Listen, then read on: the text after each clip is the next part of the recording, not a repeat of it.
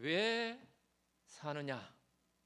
이 사실 굉장히 중요한 질문인데 우리는 살다가 보면 정신없이 매일매일 살아가면서 왜 사는지도 모르고 살아갈 때가 참 많이 있습니다.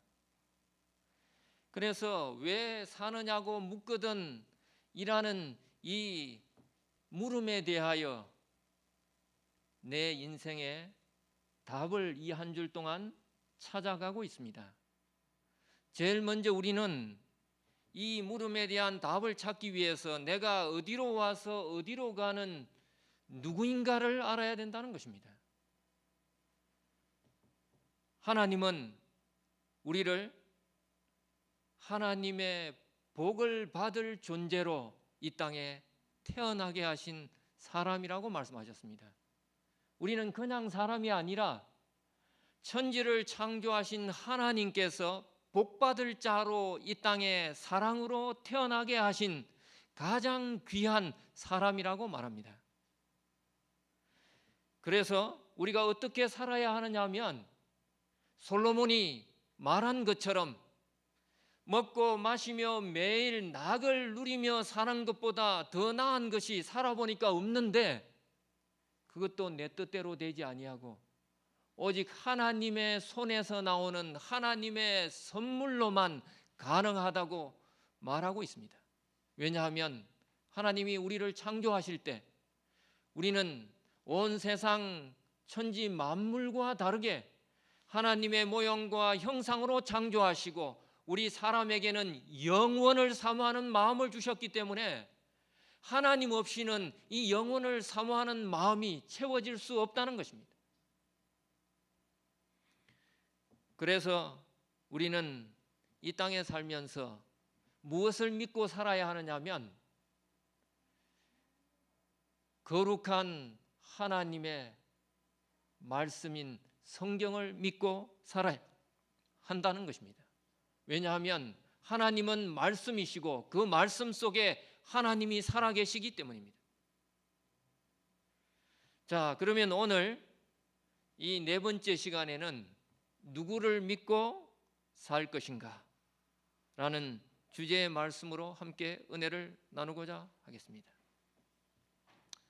캐나다에서 있었던 일입니다. 한 남자가 어려서 부모로부터 학대를 많이 받고 고생하다가 열심히 노력해서 자수성가했어요. 그래서 돈도 많이 벌고 결혼도 하고 또 다른 사람들이 부러워할 만한 집도 얻고 또 좋은 직장에서 많은 보수를 받으면서 나름대로 행복하게 살았습니다. 그리고는 아들도 낳았어요. 누구나가 바라는 행복한 삶을 살고 있는 것처럼 보였습니다. 그런데 이 남자는 어릴 때부터 정말 자기의 인생의 목표 가운데 하나인 가장 좋은 최고급 스포츠카를 사는 꿈이 있었어요. 그래서 이제는 여유가 되기 때문에 이 스포츠카를 샀습니다. 얼마나 기뻤겠습니까? 이 스포츠카를 타고 출퇴근을 못하기 때문에 다른 평소에 타는 차를 타고 출퇴근을 하면서 자기 집에 한쪽 차고에 귀하게 모셔놓고 꼭 필요할 때만 이 차를 타고는 했어요. 근데 하루는 퇴근을 하고 집에 돌아와서 그렇게 자기의 최고의 자랑이요 보람인 기쁨인 이 스포츠카를 보기 위하여 차고로 갔는데 갑자기 이 스포츠카의 한쪽 편에서 무언가 차가 긁히는 찌익 하는 소리가 들리는 것입니다. 그래서 이게 무슨 소린가 하고 놀라서 소리 나는 쪽으로 달려갔어요. 봤더니 자기 어린 아들이 손에 못을 들고는 그 귀한 스포츠카에 글을 써서 낙서를 하고 있는 것입니다. 그것을 보는 순간 이 남자는 순간적으로 화를 참지 못하고 눈에 보이는 망치를 들고는 이 아이의 손을 사정없이 내리쳤어요.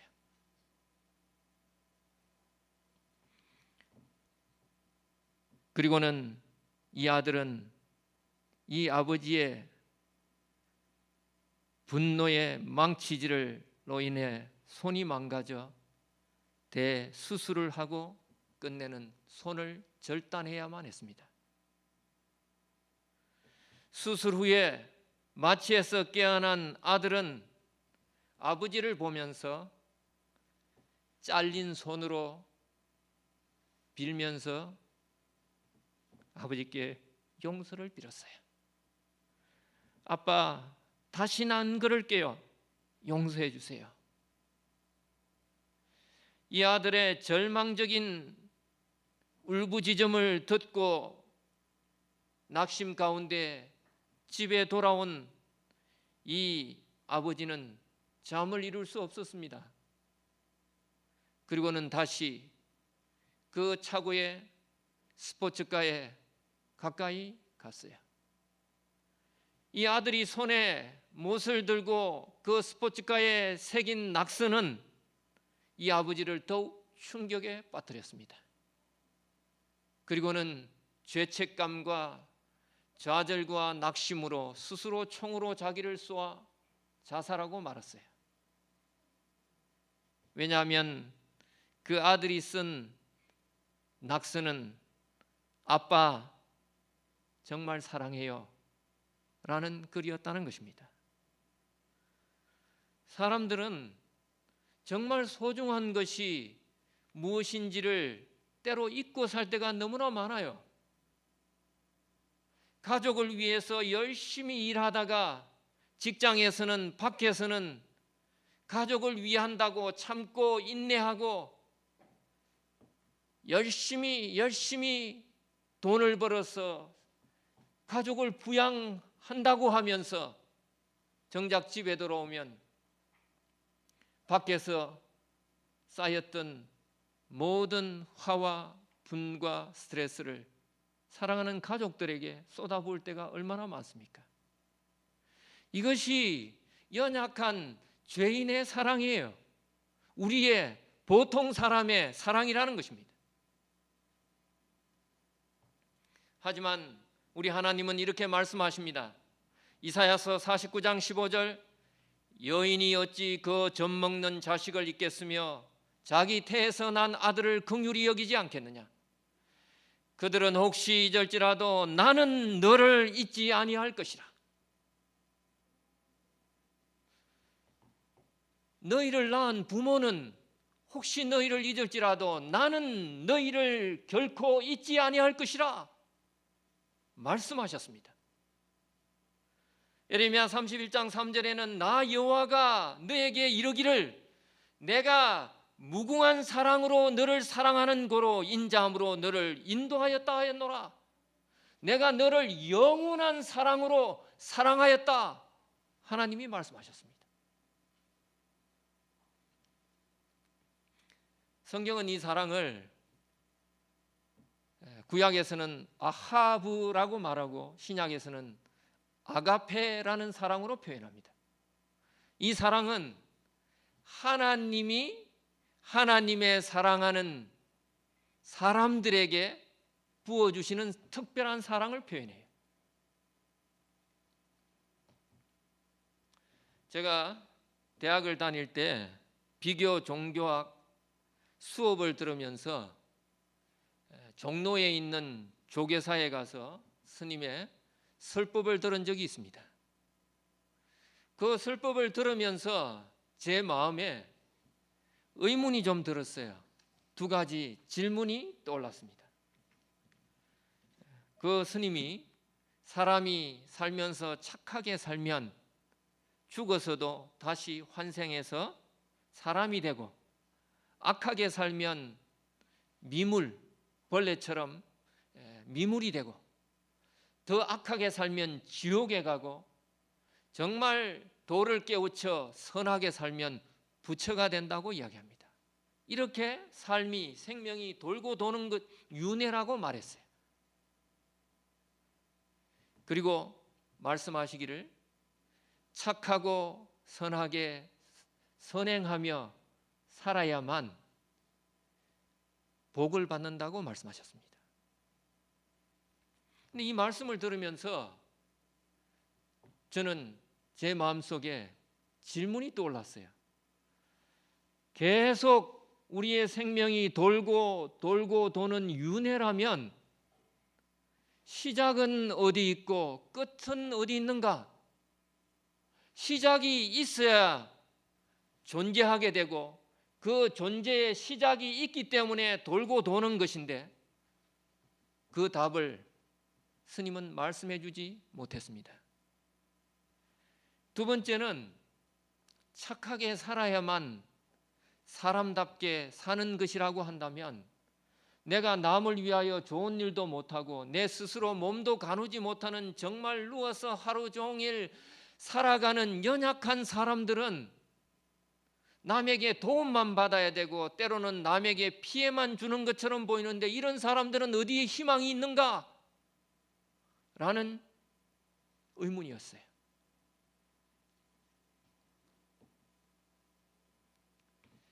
대한불교 정토종 교육국장과 포교국장을 역임했던 해경 스님이 우연히 성경을 읽고 믿음의 그리스도인들을 만나 기독교인으로 개종을 하고 신학을 공부한 후에 목사가 되었습니다. 그런데 이분이 오직 예수 그리스도 이분만이 우리에게 구원을 주실 수 있는 유일한 분이라고 간증했습니다. 그러면서 이렇게 말합니다. 불교는 바른 종교 같으나 학문과 철학이지 종교라고 볼 수 없다. 종교의 세 가지 구성 요소는 내세관, 진리의 영구 불변, 진리의 보편성에 있는데 불교는 확실한 내세관이 없다. 그러면서 1982년 4월 초파일에 조계종 종령 이성철 씨가 극락이 있다고 믿는 사람은 잠꼬대하는 것이다 라고 말하기도 했다고 고백했습니다.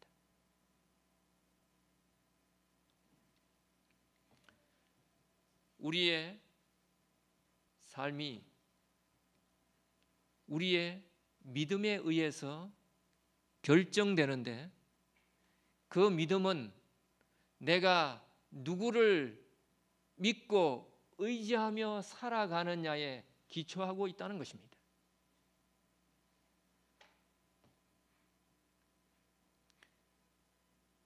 하나님은 요한복음 3장 16절에 세상을 이처럼 사랑하셔서 독생자 예수 그리스도를 주셨기 때문에 이제는 누구든지 저를 믿는 자마다 멸망치 않고 영생을 얻게 하셨다고 말씀하십니다. 죄인이 하나님을 만날 수 없어요. 그래서 말씀이 되신 하나님께서 우리에게 거룩한 성경을 주셔서 하나님을 만나게 하셨습니다. 그리고 하나님이 어떤 분인지 얼마나 우리를 사랑하는지 알게 하시기 위하여 올바른 하나님을 믿게 하기 위하여 예수 그리스도를 우리에게 주셨다는 것입니다. 그래서 누구든지 예수 그리스도를 믿기만 하면 아버지 하나님께서 예비하신 천지를 창조하신 하나님께서 내리시는 복을 받을 자로 살게 된다고 말씀하십니다. 예수님은 나를 떠나서는 너희가 아무것도 할 수 없다고 말씀하시고 내가 길이요 진리요 생명이니 나로 말미암지 않고는 아버지 하나님께로 올 자가 없다고 말씀하십니다. 예수님을 통하지 않으면 우리가 하나님께 나아갈 수 없다는 것입니다. 우리나라는 한반도라는 곳에 휴전선 아래쪽에 대한민국이라는 위치에 있습니다. 땅은 연결되어 있는데 북쪽에 북한 사람들이 있다가 보니까 그쪽을 통해서는 다른 땅으로 갈 수가 없어요. 이 한국을 벗어나서 다른 나라로 가려면 반드시 어떻게 해야 됩니까? 비행기를 타든지 배를 타야만 다른 나라로 갈 수 있어요. 우리는 죄로 말미암아 하나님이 창조하신 에덴 동산에서 쫓겨난 이후 하나님과 우리 사이가 죄로 말미암아 갈라지고 분리된 이후 우리는 스스로 하나님을 찾아 그분 앞에 나아갈 수 없다는 것입니다. 그래서 예수님이 우리를 위한 사다리가 되셔서 예수님을 말미암아 아버지 하나님께 나아간다는 것입니다. 왜냐하면 죄인은 하나님을 만나면 그 죄로 말미암아 소멸될 수밖에 없지만 예수 그리스도 하나님이신 그분이 우리와 똑같은 사람의 형체를 쓰시고 우리와 같은 사람이 되셔서 하나님의 생명의 말씀을 우리에게 선포하셨으므로 이 예수님을 통해서 우리는 하나님을 만나게 되는 것입니다. 요한복음 1장 18절 본래 하나님을 본 사람이 없으되 아버지 품속에 있는 독생하신 하나님 예수 그리스도 그분 앞에 하나님이 나타나셨다고 말씀하십니다. 요한복음 14장 10절 11절에는 나는 아버지 안에 있고 아버지는 내 안에 계신 것을 내가 믿지 아니하느냐? 내가 너희에게 이르는 말이 스스로 하는 말이 아니라 아버지가 께서 내 안에 계셔 그의 일을 하시는 것이라. 내가 아버지 안에 있고 아버지께서 내 안에 계심을 믿으라. 그렇지 못하겠거든 나의 행하는 그 일을 인하여 나를 믿으라. 예수님은 이 땅에 오셔서 내 속에 아버지께서 말씀하시고 그 아버지 안에 내가 있기 때문에 내 자신 예수 그리스도의 구원의 생명을 믿으라 라고 말씀하시고 이 나를 믿기가 어려우면 내가 행하는 그 일을 보면서 나를 믿으라 라고 말씀하셨습니다. 두 번째는 바로 이 거룩한 하나님의 말씀인 성경이 예수 그리스도께서 우리의 구주이심을 증거합니다. 그렇기 때문에 우리는 예수님을 믿어야만 우리의 구주를 통해서 구원을 얻게 된다는 것입니다. 요한복음 5장 39절 너희가 성경에서 영생을 얻는 줄 생각하고 성경을 상고하거니와 이 성경이 곧 내게 대하여 증거하는 것이라. 이 성경은 예수님을 증거하는 것인데 이 성경이 영생을 얻는 바로 하나님의 길이라고 말씀하셨어요. 예수님을 증거하는 성경 속에 영생을 얻는 길이 있다는 것입니다. 그런데 이 성경이 바로 구원 얻는 예수님을 증거한다는 거예요. 예수님이 누구시길래 그분 안에는 구원의 생명이 있는가? 예수님은 바로 그분의 이름이 예수이신데 그분의 뜻이 자기 백성을 저희 죄에서 구원할 자이심이라는 뜻입니다. 예수가 예수인 것은 자기 백성을 죄에서 구원할 자로 이 땅에 오셨기 때문에 예수라는 거예요. 예수라는 이름 자체가 우리를 위한 구원자, 구주시라는 뜻입니다. 아들이 있는 자에게는 생명이 있고 하나님의 아들이 없는 자에게는 생명이 없느니라. 다른 이로서는 구원을 얻을 수 없나니 천하 인간의 구원을 얻을 만한 다른 이름을 우리에게 주신 일이 없음이니라 하였더라. 예수가 있어야만 구원이 있고 생명이 있고 아버지 하나님께 나아갈 수 있는 길이 있다는 것입니다. 이 예수님이 구원자로 이 땅에 오셨는데 그분이 마지막을 십자가 위에서 죽음으로 마치셨어요. 그런데 사형수라는 죄목으로 십자가 위에 달려 돌아가셨는데 그 죄목이 뭐였냐면 나사렛 예수 유대인의 왕이라는 제목이었습니다. 사형의 제목이 유대인의 왕이라는 제목이었어요.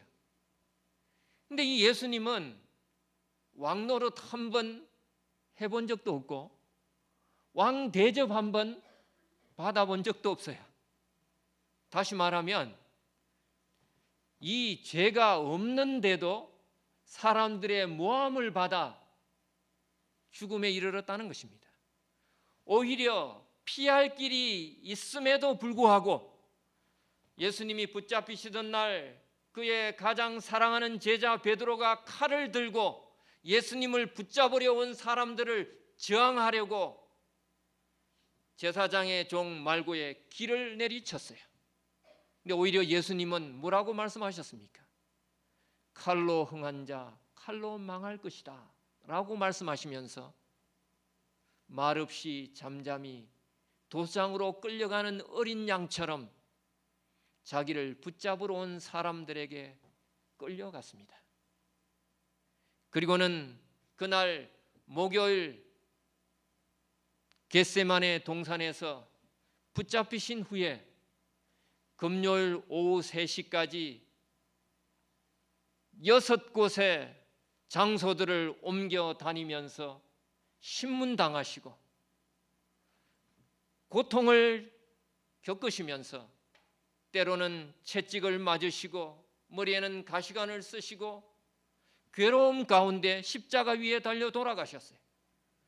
그런데 정작 이 예수를 사형에 처하라고 사형 판결을 내린 로마의 총독 빌라도는 이 예수를 향하여 이 사람은 죄가 없다라고 말했습니다. 그리고 예수님이 십자가에 달려 돌아가신 이후에 예수님의 운명하심을 지켜보던 로마의 백부장은 예수님을 향하여 이 사람은 진실로 하나님의 아들이었도다 고백했다는 것입니다.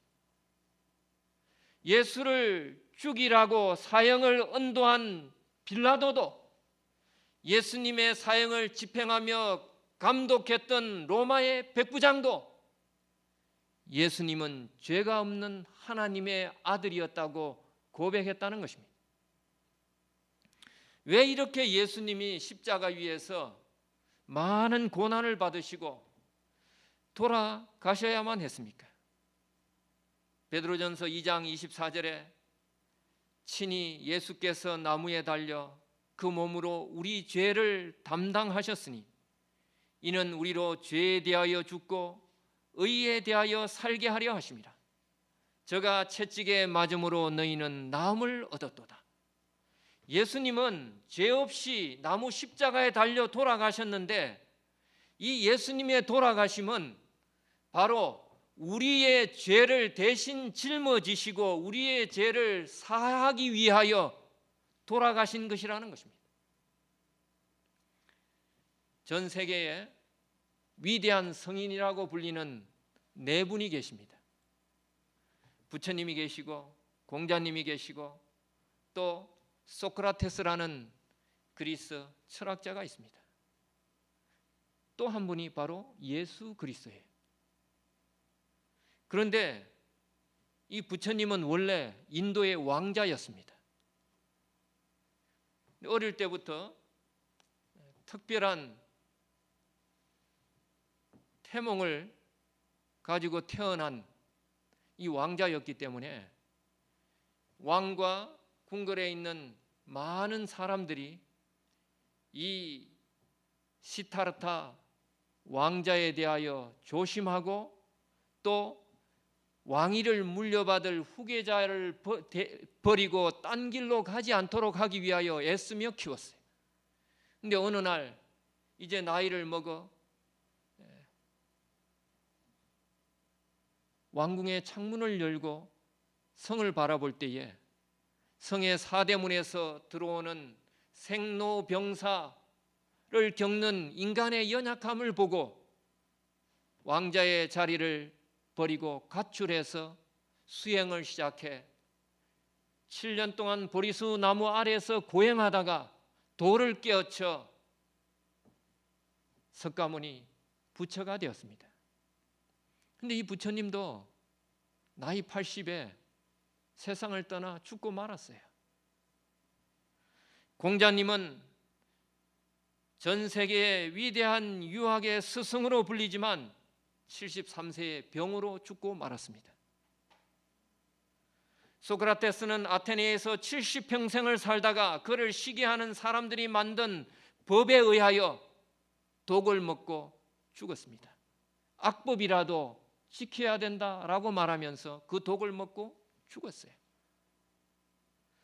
세상의 가장 위대한 성인으로 불리는 이분들의 죽음과 예수 그리스도의 죽음은 분명 달랐다는 것입니다. 그 예수 그리스도는 아직 우리가 죄인 되었을 때 우리를 위하여 죽으심으로 하나님이 우리를 얼마나 사랑하는지를 확실하게 나타내 증명해 보여주셨다는 거예요. 하나님을 믿는다는 것이 얼마나 고맙고 감사한지 저는 하나님께 찬양을 돌릴 때가 많습니다. 우리가 믿는 하나님은 세상에 있는 그 많은 신앙 중에 하나가 아니에요. 세상 사람들이 믿는 그 많은 신들 중에 한 분이 아니라는 것입니다. 그분은 오직 홀로 유일하신 천지를 창조하신 창조주 하나님이십니다.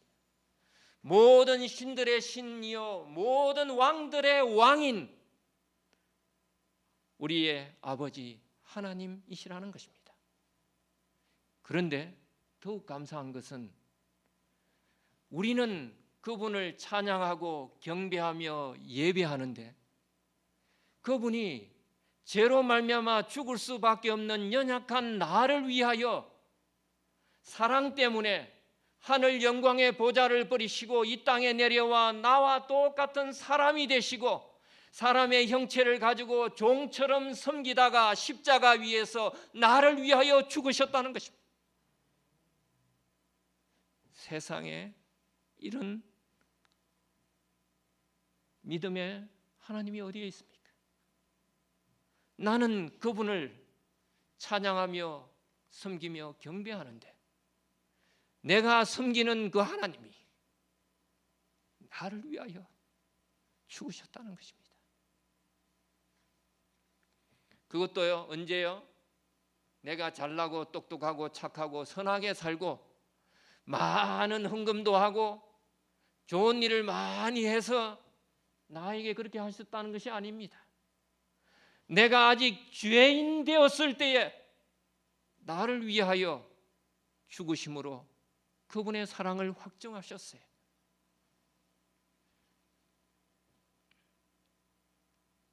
그렇기 때문에 하나님은 말씀하십니다.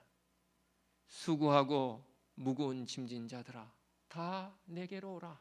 내가 너를 쉬게 하리라. 내가 잘 준비해서 많은 것 싸들고 나를 위해서 봉사하고 헌신하고 일할 준비가 되어 있으면 내게 오라 라고 말씀하지 않아요.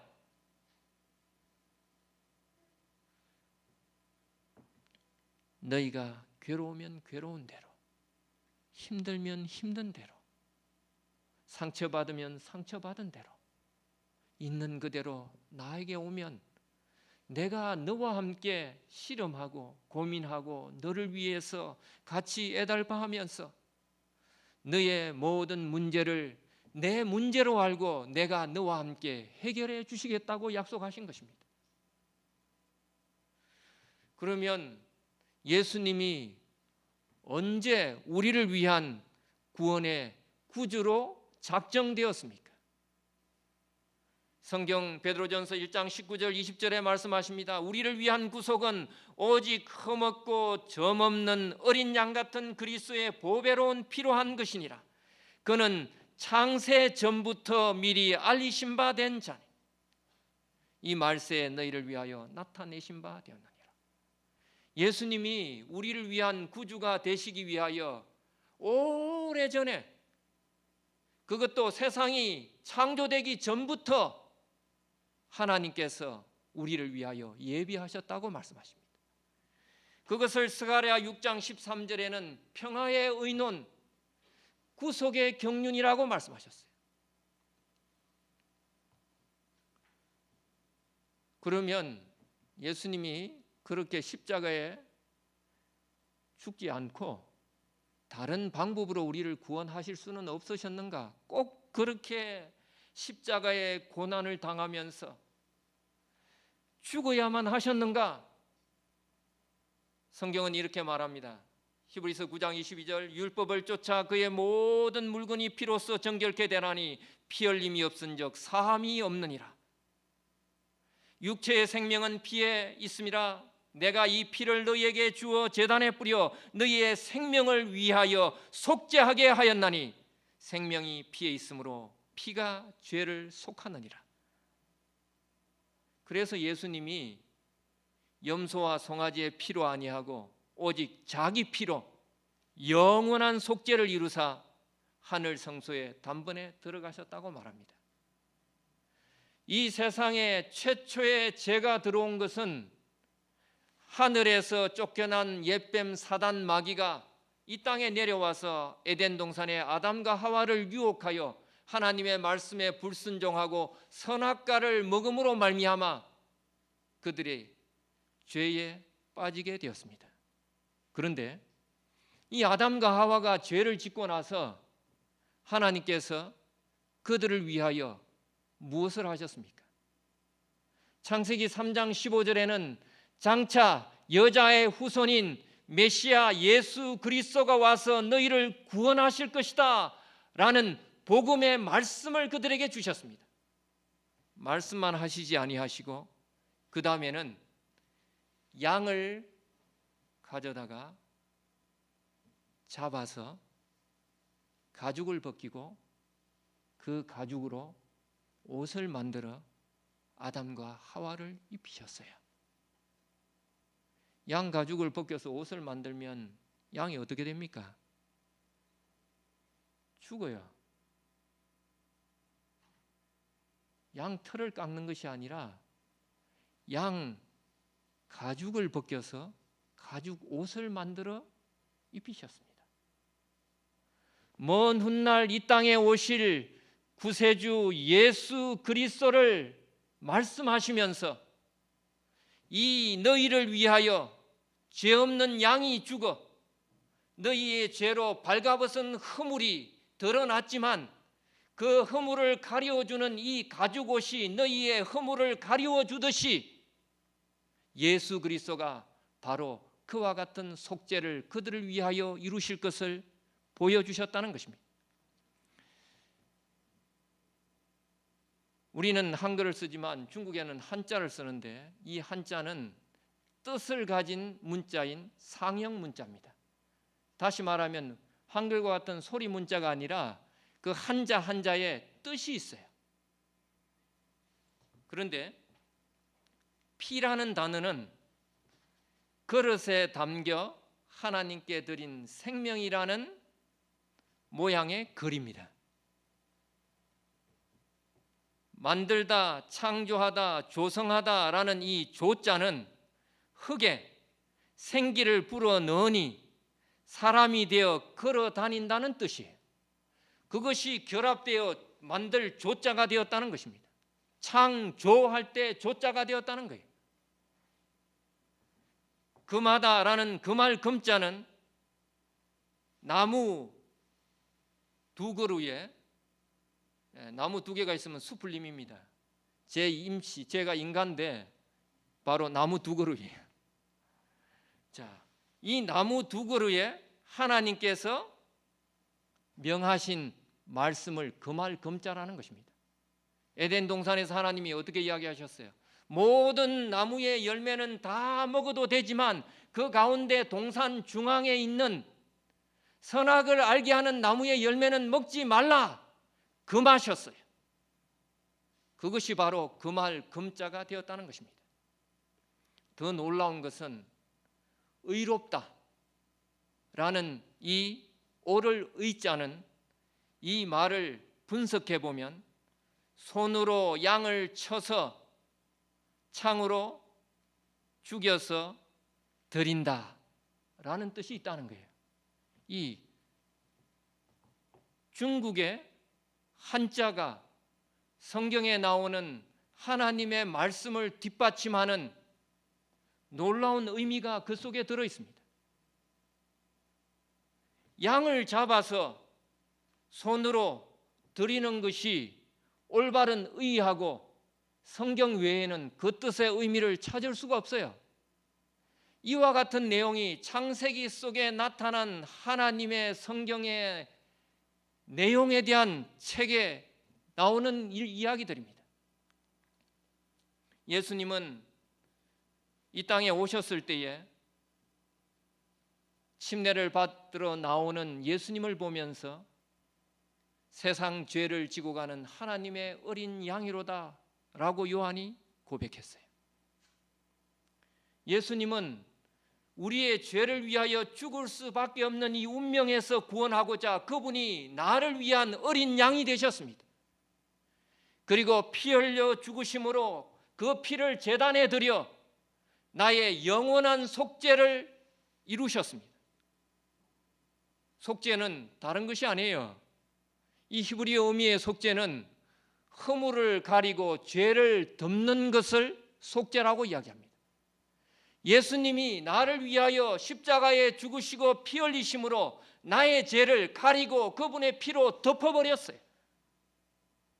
그래서 이제는 그리스도 예수의 피 안에서는 누구든지 다 하나님이 보시기에 의로운 구원의 자녀가 되는 것입니다. 예수님이 어떻게 그리스도가 되셨는가? 하나님께서 예수님이 이 땅에 오셔서 십자가에 죽으심으로 주와 그리스도가 되게 하셨습니다. 십자가가 없었다면 구주 예수 그리스도도 없었다는 것입니다. 그리스도께서 죄인을 구원하시려고 이 땅에 오셔서 그 죄를 위하여 영원한 제사를 자기 몸으로 드리시고 하나님 우편에 앉으셨어요. 그래서 그분이 우리를 위한 구주 예수 그리스도가 되신 것입니다. 온 세상을 위한 구세주가 되려면 조건이 있습니다. 오늘날 이 땅의 인구가 대략 75억에서 80억 정도를 바라보는데 아무리 깨끗한 사람도 한 사람 한 사람 돌아보면 죄가 있어요. 그런데 이 많은 사람의 죄를 다 감당할 만한 피로 갚아서 깨끗하고 의롭게 만들어 줄 만한 가치 있는 귀중한 피가 사람에게는 없다는 것입니다. 혹시 한 사람, 많으면 몇 사람의 생명을 대신할 수 있는 제물이 될 수 있을지는 모르지만 온 인류를 위한 죄의 속죄 제물이 되기 위하여 하나님 당신 자신이 자신의 피로 죽으심으로 우리의 구주가 되셨다는 것입니다. 또한 그분이 하나님으로만 계시면 온 천하를 꿰는 자, 참소하는 자, 사단 마귀가 하나님이 구주가 되는 일에 장애물을 놓을 것입니다. 회방을 놓을 거예요. 아이고, 하나님은 하나님이 되셔서 하늘 높은 곳에 앉아서 그렇게 말만 하니까 척척 다 이루어지는 것처럼 생각하죠. 사람이 무엇인지 압니까? 사람이 얼마나 어렵고 힘들게 사는지, 죄를 짓지 않으면 살 수 없는 것이라는 걸 하나님은 알지도 못하면서 어떻게 구원을 말합니까? 라고 말할 것이라는 겁니다. 그래서 하나님은 그분이 하늘을 버리시고 사람이 되셨어요. 말씀이 육신이 되신 바로 그분이 우리의 구주 예수 그리스도라는 것입니다. 그분은 우리와 같은 동일한 육신을 쓰시고 한결같이 시험을 받았지만 그분은 죄가 없는 분이었어요. 죄가 시작된 곳에서 죄인의 몸으로 사시면서도 죄 없이 싸워 승리하셨다는 것입니다. 그러면서도 반드시 이처럼 죄가 없어야 돼요. 죄 있는 사람이 죄 있는 사람을 용서할 수 없습니다. 죄가 없는 사람만이 죄 있는 사람을 위하여 속죄할 수 있는 거예요. 죄를 가리워주고 죄를 덮어줄 수 있다는 것입니다. 똑같은 죄인이 다른 죄인을 그의 죄를 덮어주고 가리워주면 그것은 의로운 일이 아니라 방조죄가 돼요. 공범이 된다는 것입니다. 하지만 예수님은 죄를 범치 아니하셨어요. 그래서 우리를 위한 구주가 되신 것입니다. 이 예수님이 나를 위한 구주가 되시는 것을 어떻게 믿을 수 있는가? 성경에는 구약의 예수님에 대한 구주 예수 그리스도에 대한 예언이 300가지 이상이 나옵니다. 그 가운데 직접적으로 바로 기록된 예언만 해도 100개가 넘어요. 예수님은 예언된 바로 그 장소 베들레헴에서 태어나셨습니다. 예수님이 태어나기 700년 전에 미가 선지자는 예수님이 베들레헴에서 태어날 것을 예언했습니다. 갈라디아서 4장 4절에는 예수님이 때가 참에 이 땅에 태어났다고 말했습니다. 예수님이 아무 때나 태어난 것이 아니에요. 다니엘서 9장 24절 27절에 보면 예수님은 하나님이 정해주신 예언의 시간에 이 땅에 정확하게 태어났습니다. 그리고 정확한 시간에 침례를 받으시고 그 정해진 예언의 시간에 십자가에 달려 돌아가셨어요. 얼마나 놀라운지 아십니까? 이번에는 시간이 없어서 성경 공부를 못하지만 우리 마석교회 훌륭한 우리 담임 목사님 또 우리 부목사님들하고 이 성경 예언에 대하여 공부를 좀 하시면 좋겠어요. 예수님이 언제 태어난다고 했는지, 언제 침례를 받는다고 했는지, 예수님이 언제 십자가에 달려 돌아가신다고 했는지, 이런 내용들이 다니엘서 9장의 예언 가운데 지금부터 2700년 전 다니엘을 통하여 하나님께서 예언으로 기록해 놓으셨다는 것입니다. 예수님이 태어나기 700년 전에 다니엘을 통하여 예언하셨어요. 그리고 그대로 이루어졌다는 것입니다. 예수님은 그냥 태어난 것이 아니라 결혼하지 아니한 남자를 알지 못하는 처녀의 몸에서 태어날 것이 예언되었어요. 이사야 7장 14절에 그리고는 마태복음 1장 23절에 예수님이 처녀의 몸에서 마리아의 몸에서 태어났다고 말씀하셨습니다. 이 땅에 오셔서 예수님이 하실 사명과 일에 대하여 예언하셨고 예수님은 그 일을 이루셨어요. 예수님은 어떻게 돌아가실 것인지 이사야 53장에 예언한 대로 예수님은 돌아가셨습니다. 성경을 공부하다가 예수님이 마지막에 예루살렘에 입성하실 때에 심지어는 나귀를 타고 예루살렘에 들어올 것까지 예언되어 있었다는 것입니다.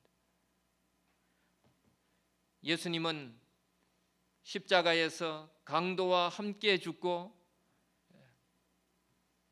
묘지는 부자의 묘실에 묻힐 것이 예언되었어요. 예수님은 좌편 우편 강도와 함께 돌아가셨고 아리마대 사람 요셉이 준비한 좋은 무덤에 예수님은 장례를 치렀습니다. 예수님은 사람들에게 받을 조롱과 멸시에 대하여 시편 22편에 예언되어 있고 십자가 위에서 그렇게 조롱과 멸시를 받으셨어요.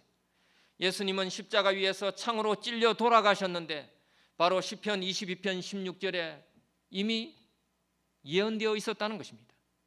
심지어는 예수님이 십자가에 달려 돌아가실 때 입고 계셨던 속옷까지 예수님이 빨가벗겨 그 가운데 있던 로마의 병정들이 가위바위보 제비뽑기를 해서 예수님의 옷을 가져갔어요. 왜냐하면 예수님의 옷은 그 당시에 귀한 통으로 짠 옷이었기 때문에 귀한 옷이었습니다. 이것까지 시편 22편 18절에 예언되어 있었다는 것입니다. 예수님은 유다 족속 가운데 태어나시고 친구에 의하여 팔리고 언전 30냥에 팔릴 것, 이 모든 것들이 다 예언되어 있다는 것입니다. 구약에 우리의 구주 예수 그리스도에 대하여 예언하신 이 모든 것이 신약의 예수 그리스도의 100% 그대로 다 성취되었다는 것입니다. 예수님이 태어나실 때 하늘의 천사가 나타나 베들레헴 들판에서 양을 치는 목동들에게 오늘날 다윗의 동네에 너희를 위하여 구주가 나셨으니 곧 그리스도 주시니라. 지극히 높은 곳에는 하나님께 영광이요 땅에서는 기뻐하심을 입은 사람들 중에 영원이라 라고 찬양했습니다. 우리가 예수를 믿으면 어떻게 됩니까? 나의 모든 것이 달라집니다. 나의 신분이 하나님의 자녀가 되고 나의 지위가 이 세상에 죽을 수밖에 없는 죄인이 아니라 하나님의 영원한 생명을 누리는 구원의 사람이 된다는 것입니다.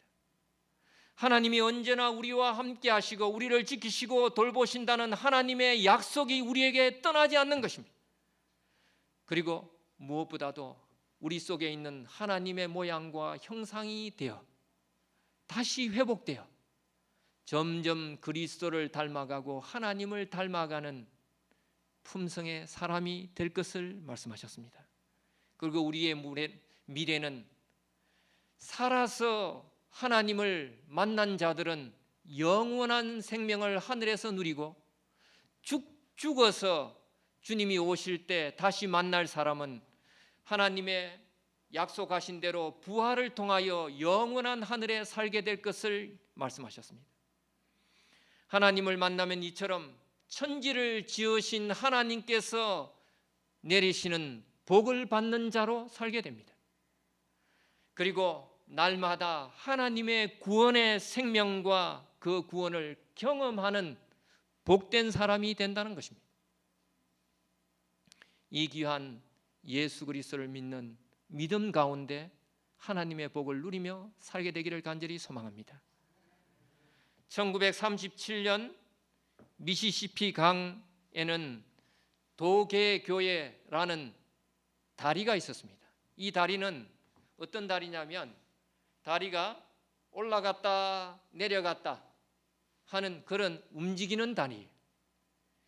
이 다리에 철교가 있어서 기차가 다니고 있었는데 멀리서 기차가 오면 다리를 내리고 배가 지나가면 강에 다리를 올리는 그런 다리입니다. 그런데 하루는 이 미시시피 강의 다리를 관리하는 간수 존 그리피드가 멀리서 기차가 오는 소리를 들었어요. 그래서 다리를 내려야 되는데 다리를 내리려고 보니까 다리 내리는 바로 그 지점에 누가 있어요? 사랑하는 아들 그렉이 그곳에서 놀고 있는 것입니다. 그래서 소리쳤어요. 빨리 그곳에서 나와서 피하라고. 근데 이 어린 아들이 그곳을 피하기 위해서 용을 쓰는데 다리가 끼어서 나오지 못하는 거예요. 이 아버지는 애가 달았습니다. 이 아들을 어떻게 해야 할지. 이대로 놔두면 아들이 죽고 이 다리를 내리면 기차는 통과해서 사는데 아들이 죽는 것입니다. 이 아버지는 한참을 고민하다가 결국은 다리를 내리고 말았습니다.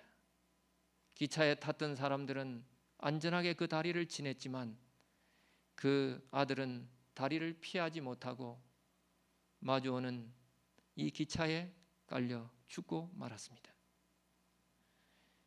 이 이야기는 나중에 영화로까지 만들어졌어요. 이 아들을 사랑하지만 자기 아들을 살리기 위하여 이 다리를 움직이지 않으면 그 기차에 타고 있는 그 많은 사람들이 죽고 다치는 끔찍한 결과를 내다봤기 때문에 아들을 희생해서라도 그 많은 사람을 살리는 길을 이 아버지 존 그리피드는 선택할 수밖에 없었다는 것입니다. 사랑하는 아들을 사랑하지 않는 아버지가 어디에 있겠습니까? 우리 하늘 아버지께서도 독생자 예수 그리스도를 누구보다 사랑했지만 이 온 땅의 인류를 위하여 나를 살리기 위하여 독생자 예수 그리스도를 십자가에 죽기까지 두셨다는 것입니다. 아들이 죽어가는 십자가의 모습을 바라보면서 아버지 하나님도 똑같이 십자가의 죽음을 경험했습니다.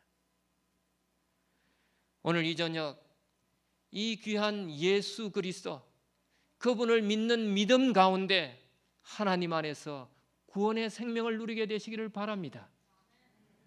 우리가 아무리 어렵고 힘들더라도 예수 그리스도를 붙잡고 믿음으로 그분과 함께 아버지 하나님께 나아가기만 하면 우리에게는 이 아버지의 크고 놀라운 사랑과 구원의 은혜, 생명이 우리를 기다리고 있다는 것입니다. 오늘 이 사랑 앞에 예수님을 믿고 살기로 결심하는 우리 모두 한 분 한 분 일어나 주시기를 부탁드리겠습니다.